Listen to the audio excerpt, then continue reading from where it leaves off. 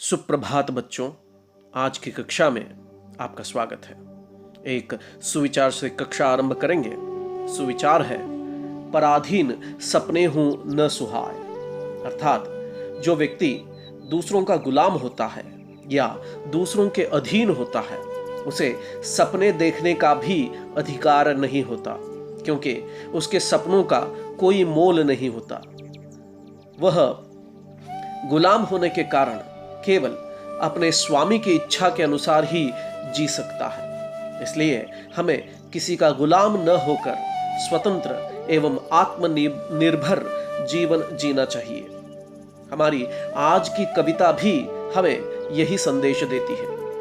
तो चलिए आज हम शिवमंगल सिंह सुमन जी द्वारा रचित हम पंछी उन्मुक्त गगन के इस कविता के बारे में जानकारी प्राप्त करते हैं। हम पंछी उन्मुक्त गगन के पिंजरबद्ध न गा पाएंगे, कनक तीलियों से टकराकर पुलकित पंख टूट जाएंगे। कवि कहते हैं कि पंछी खुले आसमान में चहचहाते हुए, गाते हुए, उन्मुक्त या स्वतंत्र होकर उड़ने वाले जीव हैं। अगर उन्हें पिंजरे में बंद किया जाएगा तो वे गा नहीं पाएंगे, अर्थात वे अपना स्वाभाविक जीवन नहीं जी पाएंगे। अगर उन्हें सोने के पिंजरे में भी रखा जाएगा तो वे खुश नहीं होंगे, अपितु वहां से निकलने के लिए जब वे पंख फड़फड़ाते हुए उड़ने का प्रयास करेंगे तो उन सोने की सलाखों से टकराकर उनके पंख घायल हो जाएंगे। हम बहता जल पीने वाले मर जाएंगे भूखे प्यासे, कहीं भली है कटुक निबोरी कनक कटोरी की मैदा से। आगे कवि कहते हैं कि पंछी स्वतंत्र जीवन जीने वाले जीव हैं।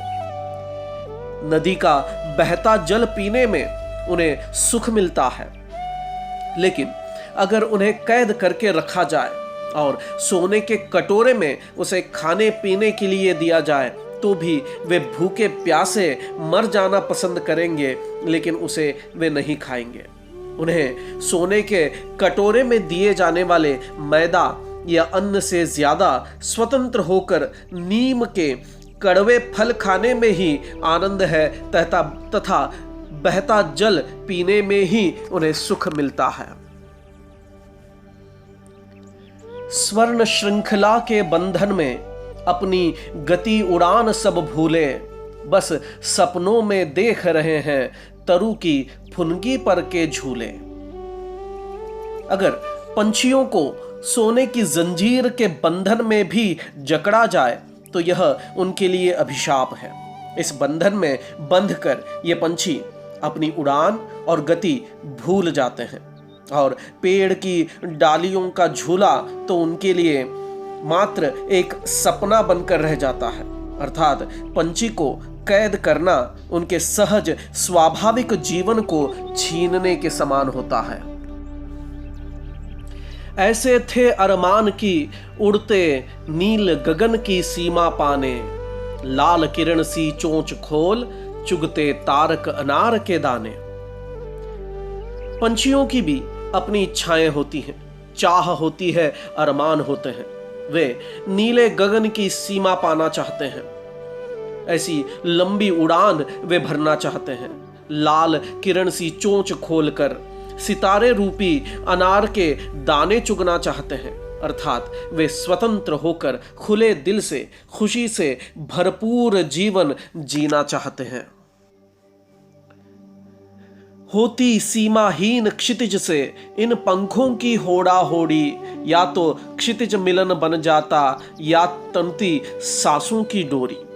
यहाँ अपनी इच्छा को व्यक्त करते हुए पंछी कहते हैं कि वे सीमाहीन क्षितिज से पंखों की होड़ा होड़ी करना चाहते हैं, अर्थात क्षितिज का अर्थ होता है ऐसा दृश्य जहां धरती और आसमान का एक होने का आभास होता है या दिखाई देता है।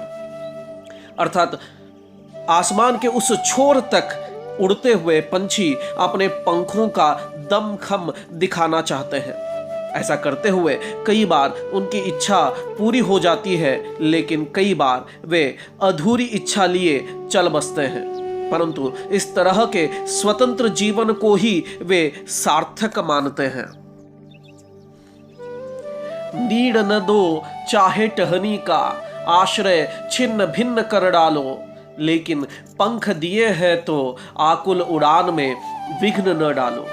अंत में पंछी इंसान से यही चाहता है कि अगर इंसान उसे घोंसला बनाकर ना दे तो ना सही, चाहे पेड़ का उसका आश्रय भी छीन कर तोड़ ही क्यों न डाले, परंतु परमात्मा ने उसे जो पंख प्रदान किए हैं तो उसे बंदी न बनाकर खुले आसमान में उड़ने दिया जाए, उसकी व्याकुल उड़ान में विघ्न या बाधा उत्पन्न न करे।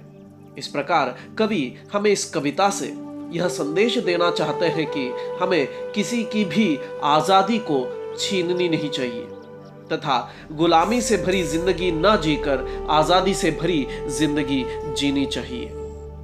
आशा है कि आपको यह कविता समझ में आई होगी और इसका संदेश भी समझ में आया होगा। धन्यवाद।